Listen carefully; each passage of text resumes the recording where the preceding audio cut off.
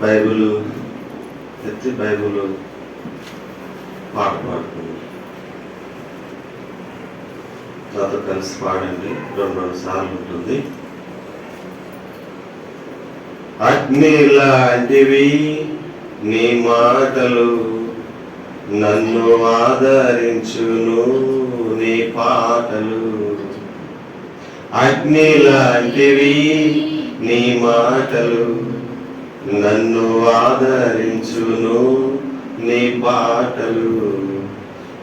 యేసయ్యా నీ పాటలు, యేసయ్యా నీ మాటలు, యేసయ్యా నీ పాటలు, యేసయ్యా నీ మాటలు ఎంతో బలమైనవి, ఎంతో విలువైనవి, ఎంతో బలమైనవి, ఎంతో విలువైనవి.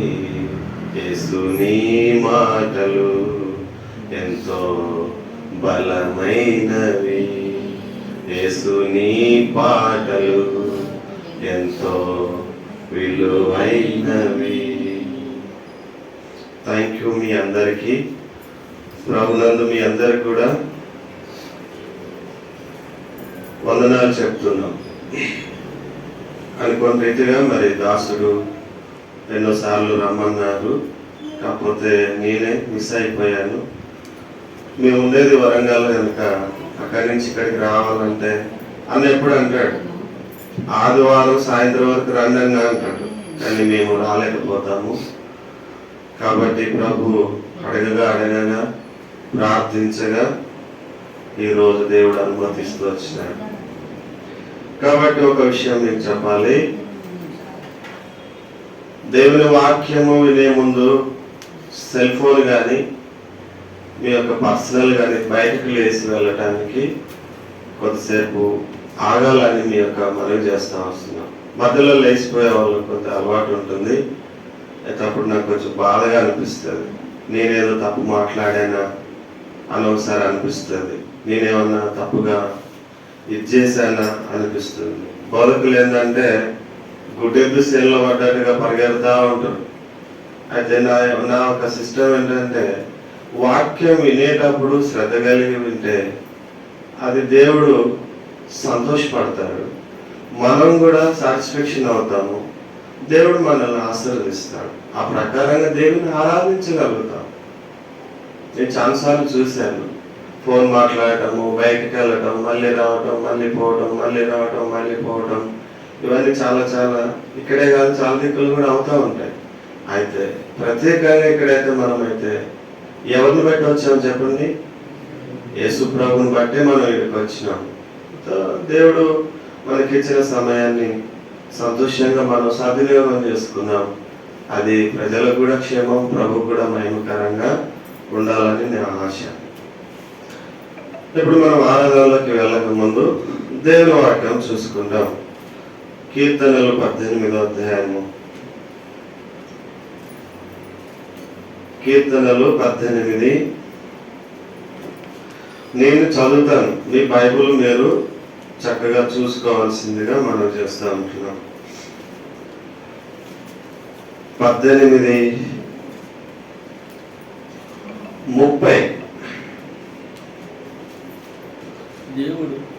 నేను చదువుతానండి. మీకు ప్రయాసమే వద్దు. దేవుడు యథార్థవంతుడు, యెహోవా వాక్కు నిర్మూలము, తన శరణు వచ్చి వారందరికీ ఆయన కేడేము. ఇప్పుడు అందరం కలిసి చదువుదాం. దేవుడు యథార్థవంతుడు, యెహోవా వాక్కు నిర్మూలము, కేడేము. 18 మొదటి వచనం. యెహోవా నా బలమా, నేను నిన్ను ప్రేమించుచున్నాను. ప్రార్థన చేసుకున్నాం. ప్రేమగల బల్లో తండ్రి, జీవగల దేవ, పరిశుద్ధ దినం తిరిగి నీ పాదాల దగ్గరికి వస్తుండగా దాసుడు ఉదయ్ ఎంతో ప్రేమించి ఈ విధంగా ప్రజల ముందుకు తీసుకొచ్చారు. అందరిని బట్టి ఈ పాదాలు పట్టుకుంటున్నాం. కొద్దిసేపు మా ప్రభు వారు చెప్పిన సమయాన్ని బట్టి మేము పాటించడం కూడా మాకు పురుగులు పండి సహాయం చేయము. ఎందుకంటే గొప్ప దేవుడవు, యథార్థవంతుడవు, నీతిమంతుడవు, పరిశుద్ధుడవు, మా కోసం చనిపోయి తిరిగి లేచి సమాధి చేయబడి మృత్యుంజయుడవై వచ్చిన పరిశుద్ధుడవై అందును బట్టి సాగిల పడుతూ వస్తున్నాం. మా మాటలు, మా చేతలు, మా తలంపులు ఒకవేళ ఉంటే తండ్రి తొలగించుము. యేసు తప్ప ఎవరు కనపడకూడదు. మానవుని తలంపు తొలగించుము. మీరు నిలబడండి, మీరు మాట్లాడండి. ప్రజలు వచ్చారు, వారికి ఏం కావాలో ఈ వాక్ ద్వారా నిర్మూలపరచండి, బలపరచండి, బలం ఇవ్వండి. వారి ఆలోచన సఫలం చేయండి. వారి ఆశగల ప్రాణాన్ని తృప్తిపరచును. ఉదయం కూడా కష్టపడి చేస్తున్నాం. ఈ ప్రయాసం కూడా వ్యర్థం కాకుండా ఇంకా అనేకులు కూడా ఈ ప్రాంతం అంతా శిలువ దగ్గరికి రాగలిగే వచ్చి యథార్థముగా నేను సేవించుటకు సహాయం చేయి. మాకు కాదు యెహోవా, మాకు కాదు, నీ కృపా సత్యమును బట్టి నీ నామమునకు మహిమ కలుగునట్లు వారి దేవుడేది తనకిచ్చి వచ్చినట్టు సమస్తమును చేయగల సమర్థుడు. దాసుడు ప్రార్థించగా వినగలిగిన దేవుడు మా ప్రభు. 115 దావీదు కీర్తన బట్టి ప్రార్థిస్తున్నాం. లూకా 11:28 దేవుని వాక్యం విని దాన్ని గైకొని వారు మరి ధన్యులు అని చెప్పారు. అలాగే మా ప్రభు ధన్యులుగా చేసిన దేవుడు చేయి విడిచే దేవుడు కాదు. మాట్లాడండి, నాతో కూడా మాట్లాడండి. మీ స్వరం వినిపించు. ఈ స్థలంలో ఉండండి. వచ్చే ప్రజలు కూడా త్వరపెట్టి తీసుకురండి. ఇది టైంపాస్ కాదు, ఇల్లు కాదు, దేవుని మందిరం. సహాయం చేయి. దావీదు గురించి కొంత మాకు అయ్యా బోధకులు ఉన్నారు. బోధకుల మధ్య బోధ చేయటము అయ్యా మరి ఎంతో నా తండ్రి చిన్నవాడిని కాబట్టి నిలబెడుతున్నారు. ఇది నేను కాదు ప్రభా, మీరు మాట్లాడుతున్నారు. సహాయం చేయి. కాపాడమని, బలపరచమని, నిలబెట్టమని, మా ప్రభా వినిపించమని, ఈ స్థలంలో మీరు ఉండి మాట్లాడమని యేసు ప్రభు నామమున ప్రార్థించి స్తుతించి అడిగి వేడుచున్నాం తండ్రి. ఆమేన్.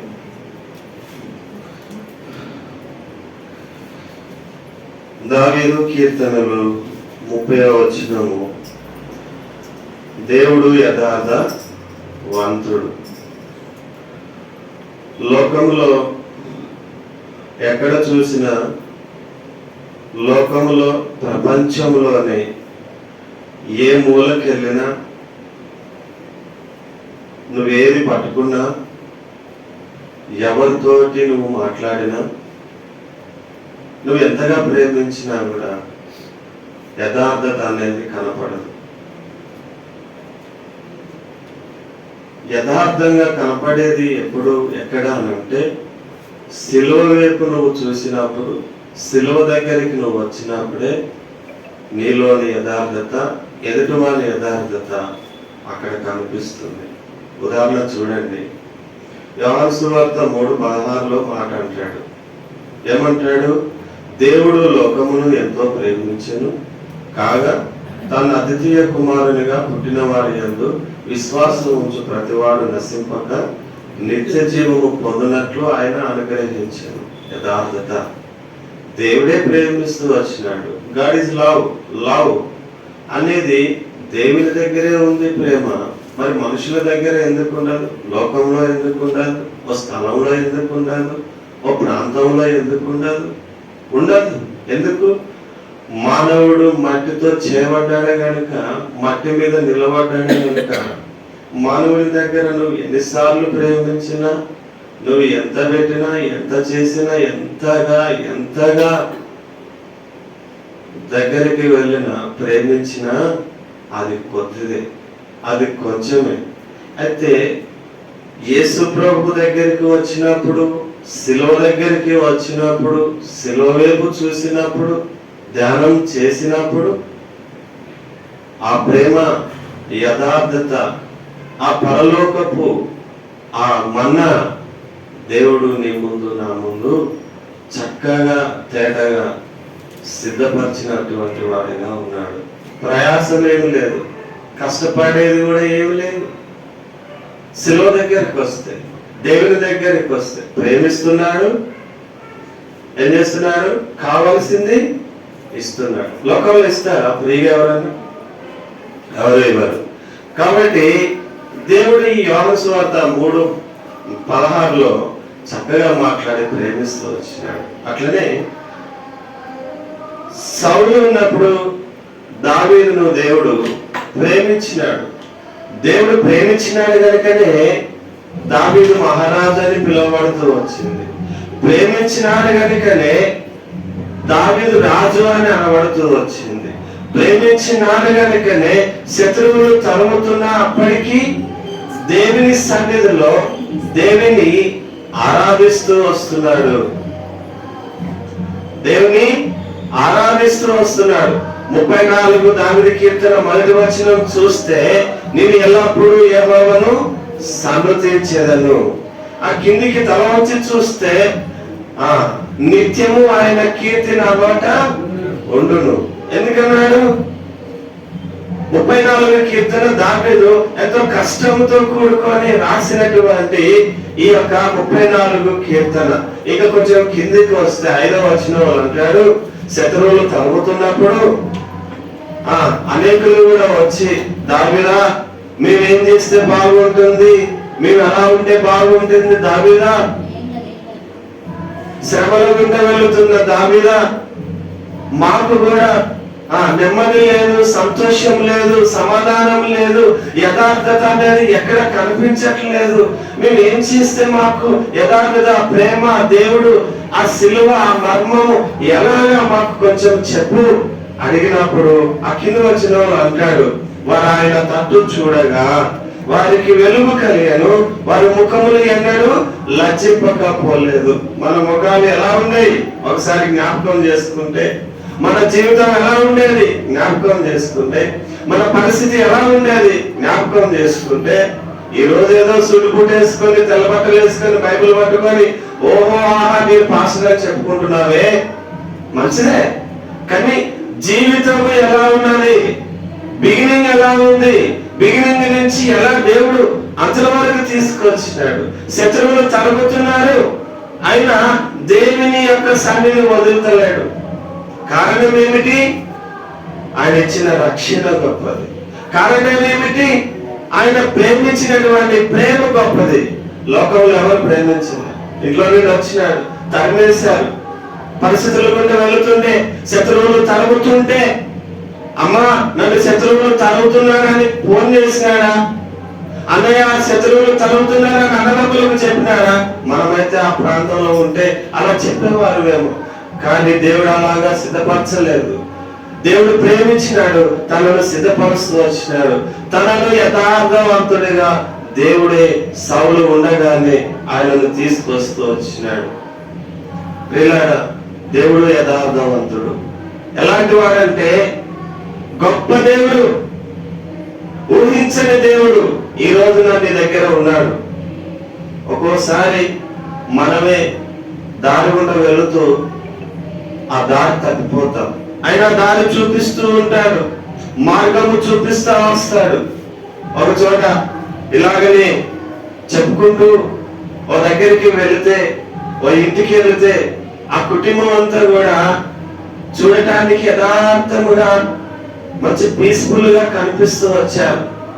ఆ ఇంటికి వెళ్ళిన తర్వాత ఆ కుటుంబంలో ఒక వ్యక్తి ఉన్నాడు, సనుగుతున్నాడు, గుణుగుతుంటున్నాడు. ఎందుకు వచ్చినాడు, దేనికి వచ్చినాడు, ఏ విధంగా వచ్చినాడు, ఏమి ఆధారం చేసుకొని వచ్చినాడు? నీ కులమా, నీ మతమా, నీ బంధువా, నీ తమ్ముడా, నీ అన్న, నీ అక్కనా, నీ చెల్లెనా, ఎన్నెన్నో ఆధారాలతోటి గట్టి గట్టిగా ప్రశ్నించి మరీ బాధ పెట్టి కృంగ తీయాలనుకున్నటువంటి వ్యక్తితో, ఆ వ్యక్తి దగ్గర ఉన్నటువంటి బోధకుడు ఆయన ఎన్ని మాటలు అంటున్నా కూడా, ఎన్ని పంచుకొని వస్తున్నప్పటికీ తన యథార్థత మటుకి పోగొట్టుకోలేదు. ఏమయ్యా ఇలా మాట్లాడుతున్నావు అని అన్నాడా? అనలేదు. ఎందుకు నాకు ఇలా అంటున్నావు అని ప్రశ్నించాడా? ప్రశ్నించలేదు. అది దేవుని మన మేలు కొరకు అనుకున్నాడు. ఎందుకు తెలుసా? ఒకసారి సిలువను గుర్తు చేసుకున్నాడు. ఆ సిలువ మీద నా పాపమంతా భరించిన దేవుడు, నేను పడవలసిన శిక్ష అంతా యేసుప్రభు పడినాడు. యేసుప్రభు శిక్ష పొందినప్పుడు, యేసుప్రభు ఆ శిలువ మీద వేలాడినప్పుడు ఓ మూలతో శిలువ వేసినారా? బహిరంగంగా అందరూ కనపడినట్టుగా అందరూ చూస్తుండగా అందరి ముందు ఎత్తైన కొండ మీద అంత పెద్ద శిలువ మీద ఆయన శిలువ వేస్తే ఎలా ఉన్నాడు? ఎందుకు నన్ను ఇంతగా బాధిస్తూ, ఎందుకు ఇంతగా ఇంత ఎత్తైన కొండ మీద ఇంత శిలువ మీద నన్ను మేకులతో కొట్టి వేలాడదీస్తూ అందరి ముందు నన్ను అవమానపరిచాడు అన్నాడా? ఏమన్నాడు చెప్పండి? ఏమన్నాడు? తండ్రి, వీరేం చేయించున్నారో వీరు ఎరగరు కనుక వీరు క్షమించు. మంచి మనసున్న దేవుడు, మంచి ప్రేమగల దేవుడు, ప్రేమగల దేవుడు నేను ప్రేమిస్తూ ఉంటే ఇదటి వాడిని, పక్కవాడిని, పోయేవాడిని నువ్వు ఎందుకు ప్రేమించవు? అంటే నీలో యథార్థత లేదు, నీలో ప్రేమ లేదు, నీలో ఐక్యత లేదు. లోకాన్ని చూసి మురిసిపోతున్నాడు. అయితే దావీదు ఏం చేసినాడు? శత్రువులు తరుగుతున్నప్పటికీ, వస్తున్న అనేకులను ప్రశ్నిస్తున్నప్పటికీ, అడుగుతున్న దాని బదులుగా అందరికీ జవాబిస్తూ వచ్చినాడు. ఏ జవాబిచ్చాడు? ఏమన్నాడు? వారు ఆయన తట్టు చూడగా వారికి వెలుగు కలిగను, వారి ముఖములు ఎన్నడు లజ్జింపక పోలేదు. అంధకారంలో నుండి, చీకటిలో నుండి, పాపములో నుండి, భయంకరమైన స్థితిలో నుండి లేపి నిన్ను నిలబెట్టినాడు. ఒక అద్భుతంగా, ఒక ఆయుధముగా, ఒక ముత్యముగా, ఒక బంగారు పాత్రగా నిన్ను వాడుకుంటున్నాడు తప్ప. 23 దావీదు కీర్తన 5వ వచనం చూస్తే శత్రువుల ఎదుట ఆహారము సిద్ధపరిచినాడు. 2వదిగా అంటాడు నూనెతో నా తల అంటి ఉన్నాడు. 3వది అంటాడు దుడ్డుకర్ర నాకు దండం అంటాడు. యెహోవా నా కాపురి అంటాడు. 1వ వచనానికి వస్తే ఎక్కడి నుంచి వచ్చింది అంత తనకు? ఎలాంటి వాడు? బిగినింగ్ ఎలా ఉన్నాడు, తర్వాత ఎలా అంటున్నాడు? 26:8వ వచనంలో అంటాడు దావీదు కీర్తనలో, యెహోవా నీ నివాస మందిరము తేజమహిమ నిలుచు స్థలము నేను ప్రేమించుచున్నాను. ఎక్కడి మీద వచ్చింది? పాపము చేసిన దావీదు, వెలువయబడిన దావీదు, తప్పిపోయిన దావీదు, అంధకారంలో ఉన్న దావీదు, చెడిపోయిన దావీదు, ముఖము స్థితి లేని దావీదు, ఆకారం లేని దావీదు దేవుడు అన్ని విధాలుగా చెక్కి ప్రజల ముందు నిలబెడుతూ వచ్చినాడు. ప్రియులారా, ఇది మనము మాటి మాటికి మనము వ్యక్తిగతంగా ధ్యానం చేయాల. ధ్యానం చేయకపోతే దేవుని వాక్యము, దేవుని భక్తులు నీకు అర్థం కాదు.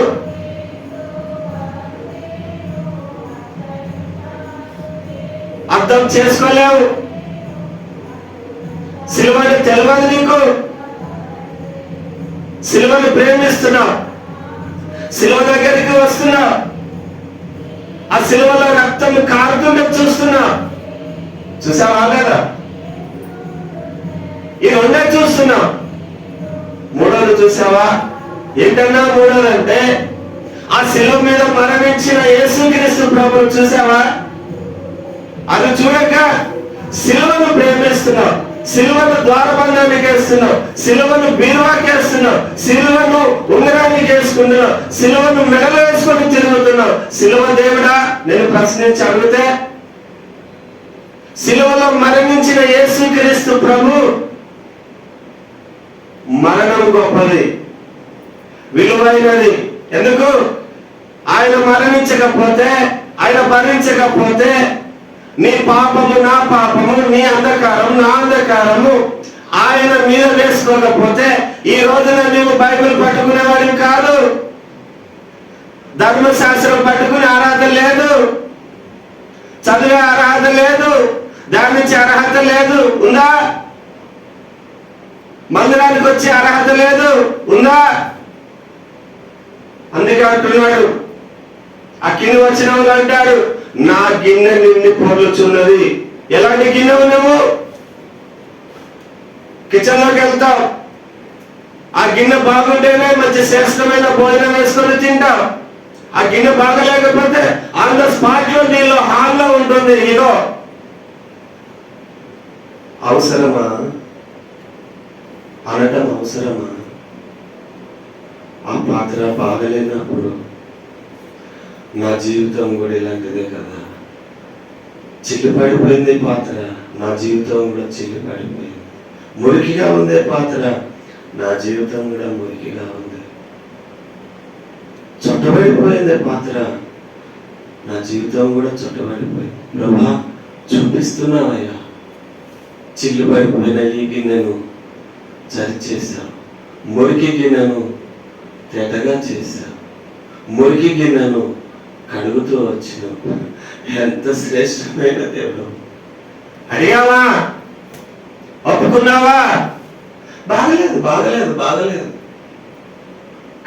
కడగలేదు. శరీరమైన గిన్నెకే ఇంత తపన పడుతున్నావు. నీవు లోకములో ఆ శిలువను ప్రకటించటానికి యేసుక్రీస్తు ప్రభు శరీరమైన తల్లిదండ్రిని ఆధారం చేసి భూమి మీద నిన్ను నిలబెట్టినాడు. ఎందుకు తెలుసా? ప్రకటించటానికి. చూడండి, ఇలాంటి వారిని మీ ముందు పెట్టాడు. ఎందుకు తెలుసా? ఆ నిత్య నరక అగ్ని గుండా మండుచున్న ఆ మంటల నుంచి నువ్వు వేరు కావటానికి. పాటలు పాడే ఒక ఎత్తు నీ పరిచర్య అయితే, సాపలు చేసే పరిచర్య రెండో ఎత్తు అయితే, బాగు చేసే శుభ్రపరిచే మూడో ఎత్తు అయితే, చేస్తున్న ఈ పరిచర్యలో నేను అర్హుడనైనా ప్రశ్నించుకున్నావా? సరి చేసుకున్నావా? దావీదు భుజంలో పరిశీలించుకున్నాడు. గాడిదలను వెతుక్కుంటూ వచ్చినటువంటి సౌలు దేవుడు పిలిచాడు, మంచిదే, ఆశీర్వదించాడు. ఏమైంది? పోగొట్టుకున్నాడు, అనుభవించలేకపోయాడు. దావీదును పిలిచాడు. పిలిచేటప్పుడు, అయా, నేను గొర్రెలు కాచుకునేవాడిని, ఆ ప్రజల ముందు నిలబడి నేనేం బోధించగలను? నేను ఘోర పాపిని, భయంకరమైన వారిని, నన్ను ముట్టుకోవద్దు, నన్ను తాకొద్దు. నా ఒక నెట్వర్క్ వేరే ఉంటుంది, నా సిస్టమ్ అంతా వేరే ఉంటుంది. మీకు నాకు ఎట్లా కూడా పొత్తు కలవడు అన్నాడా? సమూయేలు భక్తుడు రాగానే, మోకరించగానే తైలం మీద పోసి అభిషేకించి దేవుడు సన్నిధికి తీసుకొచ్చినాడు. ఇప్పుడు దేవుని ప్రజల ముందు నిలబెట్టాడు. ఎక్కడున్నవాడు, ఎట్లున్నటువంటి వాడు, ఏ కదలిక కలిగి ఉన్నటువంటి వాడు, నేను ఏమై ఉన్నాను, నేను ఎక్కడున్నానని దావీదు తనంతట తన పరీక్షించుకుంటున్నాను. నేనేనా? ఒకసారి మనం కూడా ఆరంభం ఎలా ఉంది, మధ్యలో ఎలా ఉంది, చివరిలో ఎలా ఉంది, అయితే శత్రువులు తరుముతున్నప్పటికీ దేవుని సన్నిధిలో, దేవుని ప్రజలతో దేవుని ఆరాధించటం అనేది మానుకోలేదు, మానలేదు. ఎందుకు మానలేదు? దీనికి మీకు కొన్ని చూపిస్తా, చూడద్దు, చెప్తా. 78 దావీదు కీర్తన 26వ వచనము వినండి. 26వ వచనము వినండి. అక్కడ ఇశ్రాయేలు ప్రజలు ఆహారానికి కొట్టుకుంటుంటే, ఇశ్రాయేలు ప్రజలు ఆహారానికి సలుగుతుంటే, గునుగుతూ ఉంటే, మోషే ప్రార్థన చేసినప్పుడు వీరికి ఎలాంటి ఆహారం ఇచ్చినాడు దేవుడు? అంతరిక్ష ద్వారమును తెరిచి దేవదూతలు తినే ఆహారము ఇశ్రాయేలు ప్రజలకు ఇచ్చినాడు. దేవుడు ఎంత గొప్ప దేవుడు! వీళ్ళు ఎలాంటి వారంటే, దేవదూతలు తినే ఆహారం వీరు భుజిస్తూ వచ్చినారు. ఏంటి ఆహారం? మన్నా. ఏంటి ఆహారం? Non veg, veg. రుచికరమైన ఆహారము, రుచికరమైన వాటరు. మనమైతే కల్తీ వాటర్ తాగుతున్నాం. మనకు సిగ్గు లేదు, భయం అంతకన్నా లేదు. ఎందుకు తెలుసా? ధర్మశాస్త్రాన్ని, కొత్త నిబంధన ఇమిడిచి పట్టుకొని జీవిస్తూ సేవకులుగా, దేవుని ప్రజలుగా కాడి మోస్తున్న మనకు ఇంకా ఇంతవరకు మనకు తెలియట్లేదు. కల్తీ వాటర్ తాగుతున్నాం లోకంలో. మనము కల్తీ అయిపోయాము లోకములో. దేవునికి అవమానం తెస్తున్నామని ఎప్పుడన్నా నువ్వు అనుకున్నావా? అనుకోలేదు. అందుకే దేవుడు నిన్ను అక్కడే ఉంచుతున్నాడు. అయితే మిరాకిల్ ఏంటంటే, వారు తిన్న ఆహారము ఎప్పుడు తిన్నారు తెలుసా? 8 గంటల కంటే 8 గంటలకే తిన్నారు. 1 గంట కంటే 1 గంటకే తిన్నారు. ఈవినింగ్ 8 గంటలంటే 8 గంటలకే డిన్నర్ అయ్యారు. మనం ఏం చేస్తాం? అన్ని సిద్ధపరిచి ఫోన్ చేసినా నేను రావడానికి లేట్ అవుతుంది, కానీ నువ్వు తిని పడుకో. నువ్వు తినవలసిన టైంకు నువ్వు తినకపోవడమే గాలి బుగ్గలాగా నీ పొట్టలన్నీ ఉబ్బుతున్నాయి. లాభైపోతున్నావు, బొబ్బులైపోతున్నావు. 20 సంవత్సరాలు, 30 సంవత్సరాలు, 30 సంవత్సరాలు, 60 సంవత్సరాలు, 60 సంవత్సరాలు, 90 సంవత్సరాలు వచ్చేసింది. అంకుల్, నువ్వు సరిగా తింటే, సరిగా వింటే, సరిగా లోపడితే, సరిగా కనుక నువ్వు సిలువ మోస్తే, సరిగా కనుక సిలువ దగ్గరికి వస్తే, సరిగా కనుక దేవుని మాట లోబడి ఉంటే నువ్వు యవనస్తులుగానే ఉంటావు, పరిచయం చేస్తావు, సిలువ ఇంకా మోస్తావు. ఇది సత్యం. నా గిన్నె నిండి పొర్లుచున్నది. బోధించే బోధ ఎవరైనా బోధించవచ్చు. దాన్ని ఎక్స్ప్లెయిన్ చేయడానికి నీ టాలెంట్ కావాలి, నీకు పవర్ కావాలి. శరీరమైన పవర్ కాదు, శరీరమైన టాలెంట్ కాదు. అది సిలువ దగ్గరికి వచ్చి ఏడ్చి జోగాడి బతిమలాడితే దేవుడు ద్వారా తెలిస్తే నువ్వు చేయగలిగే శక్తి, పవరు యేసుక్రీస్తు ప్రభు నీలోనికి పంపిస్తాడు. దేవదేవుడు భగత్ సింగ్ గారు లండన్, ఇక్కడ అమెరికాలో బోధిస్తుంటే వెస్టర్న్ ఇండియా ఒక వ్యక్తి వచ్చి చివరికి వాక్యం విన్నాడంట. విన్న తర్వాత తను అన్నాడంట, బ్రదర్, మీరు వాక్యం చెప్తుంటే, బోధిస్తుంటే దేవదూతలు దిగి వచ్చినట్టుగా అంత సంతోషం అనిపించింది. నేను తలపోసుకున్నానంటే దైవజనుడు అన్నాడంట, ఒక స్మైల్ ఇచ్చి ప్రార్థన చేసి వెళ్ళు అంటే, బ్రదర్ మా దగ్గరికి ఒకసారి రావాలంటే ప్రార్థన చేస్తాం, దేవుడిని అడుగుతాం, దేవుడు అనుమతిస్తే కంపల్సరిగా నేను వస్తానన్నాడంట. ఆ విషయానికి మళ్ళా దేవుడు అమెరికాకు మళ్ళా పంపిస్తే ఆ బ్రదర్ నమ్మకంగా మళ్ళా వచ్చి మళ్ళా విన్నాడంట, మళ్ళా వెళ్ళి కలిశాడంట. అప్పుడు వెళ్దాం పద అంటే ఓ రోజు వెళ్ళినాడంట. 2 వారాలు, నెల రోజులు వాక్యం చెప్పి బోధించి వాళ్ళ ప్రాంతంలో ఒక్కడు తీసుకెళ్ళి ఒక మంచి మీటింగ్ పెడితే దేవుడి వాక్యం వింటే అనేకులు వెస్టర్న్ ఇండియా వాళ్ళందరూ విని నెల రోజుల్లోనే ఒకరి ద్వారా 400 మంది ఎమ్మటి బాప్తిజం పొందినారంట. బాప్తిజం తీసుకొని వితిన్ బల కూడా ఆరంభించబడుతూ వచ్చిందంట. వితిన్ సెకండ్లోనే మందిరం కూడా సిద్ధపరచడం జరిగింది. చూడండి ఎంత ప్రయాసం, ఎంత ఆ సంతోషకరమైన దేవుని యొక్క మార్గాలు, దేవుని యథార్థత. దేవుడు ఒక్కొక్కరి ద్వారా ఎలాగంటే నువ్వు చూడలేని ప్రాంతాలలో దేవుడు అద్భుతంగా యథార్థవంతులుగా దేవుడు నీవు చూడకుండానే దేవుడు సిద్ధపరుస్తున్నాడు. నువ్వు చేయలేనిది దేవుడు చేపిస్తున్నాడు. కాబట్టి దేవుడు యథార్థవంతుడు. ఎలాంటి వాడు? దేవుడు యథార్థవంతుడు.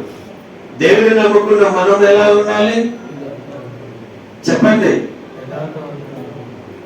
మరి ఎందుకు ఆన్ ద స్పాట్ లోనే ఉంటుంది ఈగో? ఎందుకు కిచెన్ లోకి వెళ్తే ఈగో ఉంటుంది? నీకు కావాల్సింది లేనప్పుడు టెన్షన్ పడుతూ ఉంటావు. అలాంటప్పుడు నమ్ముకోకుంటుండేది మేలు కదా, శిలువ దగ్గరికి రాకుంటుండేది మేలు కదా, అలాంటప్పుడు ఆరాధించకుంటుంటేనే మేలు కదా. కాబట్టి అంటున్నాడు కదా ఆయన, నా గిన్నె నిండి పొర్లుచున్నది. ఆ పై వచనం మనం చూసుకుంటే 23వ ఆ కీర్తన పై వచనము మొదటి వచనం చూసుకుంటే, యెహోవా నా కాపరి. కాపరి మంచివాడైతే గొర్రెలైన స్వరం వింటాయి.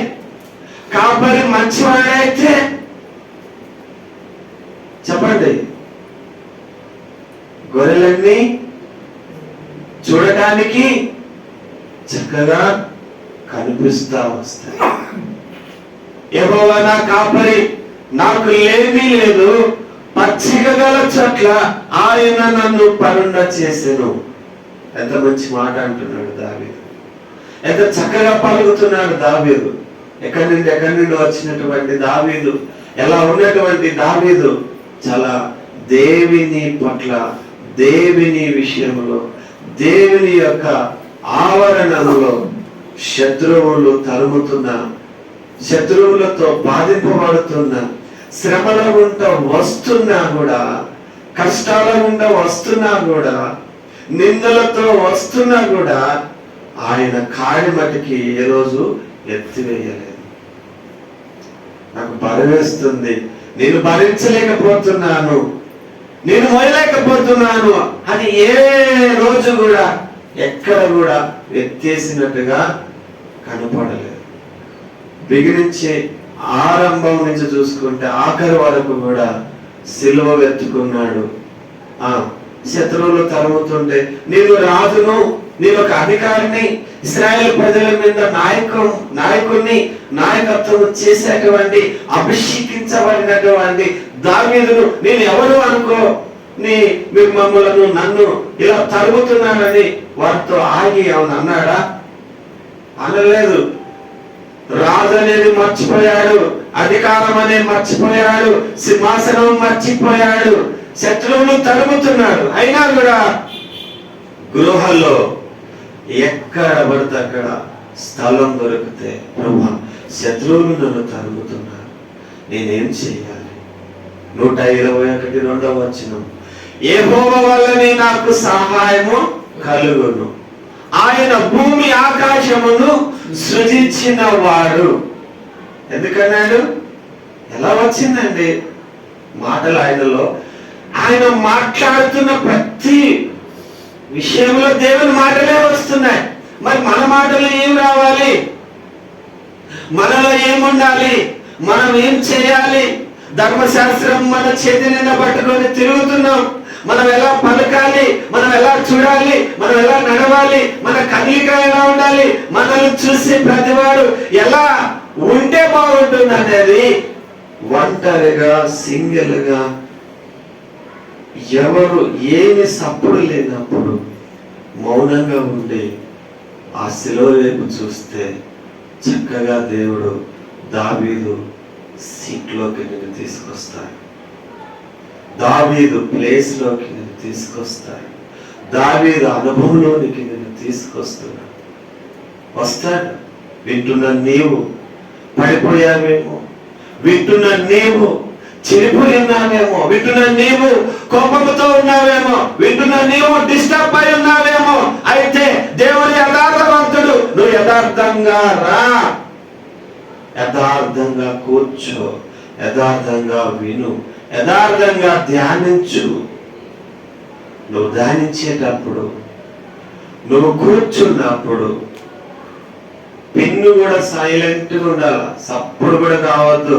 అలాంటి టైంలో నువ్వు ధ్యానం చేయి. యథార్థత అంటే ఏమిటో దేవుడు నీ పట్ల ఖచ్చితంగా కళ్ళ ముందే చూపిస్తాడు. యాకోబు మోసగాడే యథార్థంగా చూపించలేదా? ఏసేవు తరుముతూ వచ్చినాడు, యథార్థంగా చూపించలేదా? కొంతైనా శిష్యుల్లో చూసుకుంటూ పోతే సిమోను పేతురు, జెబెదయి, ఆంద్రేయ వీళ్ళందరూ చేపలు పట్టే జాగర్లే, ఒక తల్లి పిల్లలే. ఏమైంది? యేసు ప్రభు దోనెక్కినప్పుడు, యేసు ప్రభు ఆ ప్రాంతం ఉన్నప్పుడు 153 చేపలు పట్టినప్పుడు వలలో, ఒరే ఆంద్రేయ రండిరా రండిరా అని అప్పుడు పిలుస్తున్నాడు. అంతకు ముందు గెట్లు పెట్టుకున్నాడు తెలుసా? ఇది నాది, అది మీది, అది మీది, ఆ ప్రాంతం నీది, అది నీది. ఇప్పుడు కూడా మీరేమనుకోకండి, పాస్టర్లు ఇట్లా అంటున్నాడు. పాస్టర్లు కూడా గెట్లు పెట్టుకుంటున్నారు. మా వరంగల్ ప్రాంతం అంతా అంతే. రావద్దు, పిలవద్దు. ఎందుకు? ఆ పాస్టర్ వస్తే వీళ్ళందరినీ ఎత్తుకొని పోతాడంట. ఎత్తుకొని పోయి ఏం చేసుకుంటాడండి? తిట్టాడా? కనుక ఆ రోజున ఒరే ఆంధ్రా రండిరా, రండి రండి, విస్తారమైన చేపలు ఉన్నాయి, రండిరా రండి పిలుస్తున్నాడు. లాగలేకపోయారు. అప్పుడు పేతురు, ప్రభా నన్ను క్షమించు, నా పాపములు క్షమించు, నేను దుర్మార్గుని, పాపిని, నన్ను క్షమించమన్నాడు. కానీ దేవుడు ప్రేమిస్తూ వచ్చినాడు, యథార్థత చూపిస్తూ వచ్చినాడు. పిల్లలారా, మత్తయి సువార్త 5:8 చూసుకుంటే, హృదయ శుద్ధి గల వారు ధన్యులు, వారు దేవుని చూచేదారు. ఎలా చూస్తారు? చెప్పుకుంటూ పోతాం, చదువుకుంటూ పోతాం, వింటూ పోతాం, కానీ దాన్ని ధ్యానించటమే, దాని ప్రకారంగా నడవటమే చాలా కష్టం. నువ్వు నడవలేనప్పుడు, ధ్యానం చేయలేనప్పుడు నీకు అవసరం లేదు. నాకు చెప్పాను కదా, 78 దావీదు కీర్తన 25-26 వచనంలో, అంతరిక్ష ద్వారం తెరిచి దేవదూతలు తినే ఆహారం ఇశ్రాయేలు ప్రజలు తిన్నారు. ఇశ్రాయేలు ప్రజలను దేవుడు ప్రేమించినాడు కనుకనే వాళ్ళ బాగోలు చూశాడు. ఇశ్రాయేలు ప్రజలను, వాళ్ళ విషయం దేవుడికి తెలుసు కనుకనే వాళ్ళు ఏది అడిగితే అది ఇచ్చినాడు. కానీ ఆఖరికి ఏమైంది? ప్రేమించిన దేవుని పట్లనే విడిపోయారు, చెడిపోయారు, విడదీసుకున్నారు, కనపడకుండా వెళ్ళిపోయారు. అయినా దేవుడు సమూహాన్ని సిద్ధపరిచినటువంటి సిద్ధపాటును మటుకి ఏమాత్రము నష్టపరచలేదు. ఎందుకంటే దేవుడు చేసేటువంటి ప్రతీది కూడా దేవుని పట్ల, దేవుని ప్రజలందరూ కూడా దేవుని ఆరాధించాలనేది దేవుని ఆశ. నిర్గమకాండం 15, నిర్గమకాండము 14, నిర్గమకాండము 5-6 చూసుకుంటూ పోతే, ప్రత్యక్ష గుడారము, పరిశుద్ధ స్థలము, అతి పరిశుద్ధ స్థలము 3 ఉంటాయి. శరీరము, చెప్పండి, శరీరము, ఆత్మ, దేవుని యొక్క మనసు, ఈ 3 ఉంటాయి. ఈ 3 ఉన్నప్పుడు మొట్టమొదటిగా అక్కడ ఏముంటుంది? ప్రత్యక్ష గుడారం దగ్గర, అది గుమ్మం కాడ ఏముంటుంది? గంగాళం ఉంది. కాళ్ళు కడుక్కొని రావాలి, శుభ్రపరచుకొని రావాలి. కాళ్ళు ఎందుకు కడుక్కోవాలంటే అక్కడెక్కడ మురికంతా అంటించుకొని వస్తాం కనుక. ప్రత్యక్ష గుడారం అక్కడికి వస్తున్నావు, పరిశుద్ధ స్థలంలోనికి రావాలంటే అక్కడేముంది? పరిశుద్ధులు ఉన్నారు, ఆరాధించే వాళ్ళు ఉన్నారు, ఆరాధించే ప్రజలు కలిసి ఆరాధిస్తున్నారు. కళ్ళు తెరవట్లేదు. మనం ఏందో ఆరాధన చేసేటప్పుడు పక్క వాళ్ళు చేస్తున్నారా, చేయట్లేదా చూసుకుంటూ మనం ఆరాధన చేస్తాం. అది కాదు వాళ్ళు చేసినటువంటి ఆరాధన, వాళ్ళు చేసినటువంటి పట్టుదల. అతి పరిశుద్ధ స్థలంలో, పరిశుద్ధ స్థలంలో దేవునికి ఇష్టమైన ప్రజలుగా కనిపిస్తూ వచ్చినారు. ఆరాధన 2 విధాలుగా చేయొచ్చు. ఒకటి, ఇల్లు ఇచ్చావు ప్రభా నీకు స్తోత్రం, సైకిల్ ఇచ్చావు ప్రభా నీకు వందనాలు, స్తోత్రం స్తోత్రం. ఇదేనా నీ ఆరాధన? రెక్కిరిగిపోయింది ప్రభా, రెక్కిరిగిపోతే హాస్పిటల్ పోయినావు, మళ్ళీ అతికించినావు ప్రభా నీకు స్తోత్రం. కన్ను మీద కొట్టినాడు ప్రభా, కన్నుగుడి మొత్తం ఏలాడు పెట్టుకుని మొత్తం తీసేస్తే మళ్ళా కన్ను ఇచ్చినావు ప్రభా, నీకు స్తోత్రం. ప్లాస్టిక్ తో గోలో ఏదో పెట్టి కన్ను ఉండేటట్టుగా చేశావు, నీకు స్తోత్రం అని చెప్పాడు. ఇది ఆరాధన. ఆరాధన అంటే ఇది కాదు, కృతజ్ఞత. ఇచ్చిన రక్షణ గొప్పది, నా కోసం ప్రాణం పెట్టిన ప్రాణము గొప్పది. ఆ శిలువలో ఆ గొల్గొత కొండ మీద నిట్ట మధ్యాహ్నం బహిరంగంగా అందరూ చూస్తుండగా శిలువ వేయబడ్డావు. ఆ శిలువ వేయబడిన కారణమే నా పాపము, అంధకారము, చీకటి, భయంకరమంటే ఆ నరకము నుంచి తప్పించబడి నేను పడవలసిన శిక్ష యావత్తు మీరు పొందినారయ్యా. అందుకు నేను సాగిల పడి శిరస్సు వచ్చి కృతజ్ఞత స్తుతులతో ఆరాధించి ఆరాధన అర్పించుకుంటున్నాను తండ్రి. ఇది ఆరాధన. అది కాకుండా సైకిల్ ఇచ్చినావు తండ్రి వందనాలు, కన్ను ఇచ్చినావు తండ్రి నీకు వందనాలు, రెక్క ఇరిగిపోతే చేయించినావు ప్రభా, కాలు ఇరిగిపోతే ఇవన్నీ మంచి బిర్యానీ ఇచ్చినావు వందనాలు, మంచి ఇల్లు ఇచ్చినావు, ఇవన్నీ కాదు ఆరాధన అంటే. ఆరాధన అంటే దేవునికి ఇష్టమైనటువంటి ఆరాధన. పరిశుద్ధుడు పరిశుద్ధుడు పరిశుద్ధుడు అని కొనియాడబడుతున్న వేల కోట్ల దూతలతో అతి పరిశుద్ధ స్థలంలో అతి పరిశుద్ధుని పరిశుద్ధముగా దేవదూతలతో కలిసి ఆరాధించే భాగ్యము నీకు నాకు దేవుడు అనుమతిస్తూ వచ్చినాడు. ఇటు విధానంతో మనం ముందుకు వెళితే, ఇటు విధానంతో మనం ఇంకా లోపలికి వెళితే అంటాడు కదా, ఆఖరిగా అంటాడు కదా, ఏమన్నాడు? నా గిన్నె నిండి పొర్లుచున్నది. ఈ గిన్నె ఎలాంటిది చెప్పండి? శరీరమైన గిన్నెనా, పగిలిపోయిన గిన్నెనా, చొట్టబడిన గిన్నెనా? ఈ గిన్నె ఎలాంటిది చెప్పండి? చిల్లు పడిపోయిన గిన్నెనా, మురికి గిన్నెనా? ఎలాంటి గిన్నె? ఆత్మీయమైన శ్రేష్టమైన గిన్నె. ఈ గిన్నె ఎప్పుడు కూడా దేవునికి ఇష్టముగా కనిపిస్తుంది. అదే దావీదు మహారాజు. తనలో తగ్గింపు ఎలాంటిదంటే, తనలో తన జీవితం అంటే ఎలాంటిదంటే, ఎంతమంది శత్రువులు వచ్చినా, ఎన్ని నిందలు వచ్చినా, ఎంత బరువు వచ్చినా, ఎంత ఆన్లో ఉన్న షుగర్ బీపీ ఎన్ని ఉన్నా, ఏదున్నా, ఏమైనా దేవునికి మటుకి యథార్థముగా కనిపిస్తూ వచ్చినాడు. ఆత్మీయమైన గిన్నెలా కనిపిస్తూ వచ్చినాడు. కనపడ్డాడు కనుకనే దావీదు ఆఖరి ఒక మాట చెప్పి మన ఆరాధనలోకి వెళ్తాం. ఏమన్నాడు తెలుసా? మీరేమనుకోనంటే ఒక మాట చెప్తాను, చెప్పాలా? ఆఖరిగా ఒక మాట అన్నాడు దావీదు, అయ్యా అయ్యా నేను ఒక చిప్పను. అవునా? ఆ మాట అనగానే దేవుడు ఎంతగా సంతోషపడ్డాడు. దావీదు ఏమిటి అభిషేకించినట్టు దావీదు మహారాజు ఏమిటి, ప్రజల ముందు ఉన్న ఒక నాయకుడు, సేవకుడు, దావీదు మహారాజు అనబడిన ఇతను ఒక చిప్ప. ఇంత తగ్గింపు చూడండి. అనగలుగుతావా? శిలువ దగ్గరికి వచ్చినప్పుడు నాకేం రాబాయి, నేను అన్ని ఉన్నాయి, అంతా ఉన్నది, నేను చిప్పనాన్ని నువ్వు ఎలా చెప్పగలుగుతా? ఇదే కదా మనకు కావాల్సింది. తగ్గడం మనకి ఇష్టం ఉండదు, హెచ్చించుకోవడం మనకి ఇష్టం. బియ్యం డబ్బులు కావాలి తిరగాలి, పెద్ద పెద్దగా విమానంలో తిరగాలి, అది కాదు ప్రాముఖ్యత. దావీదును అనుభవం ఉండదు, చదువు, ధ్యానం చేయి. అయితే దేవుడు ఇంకా నీకు ఆయన తగ్గించుకున్నాడు. తగ్గింపు అంటేనే దావీదు అంటేనే తగ్గింపు జీవితం. నా గిన్నె నిండి పొర్లుచున్నది. 30వ వచనములు అంటాడు, మొదటి వచనం 18లో, యెహోవా నా బలము, నా శైలము, నా కోట, నా ఉన్నత దుర్గము, నా కేడేము, నా బహుమానము.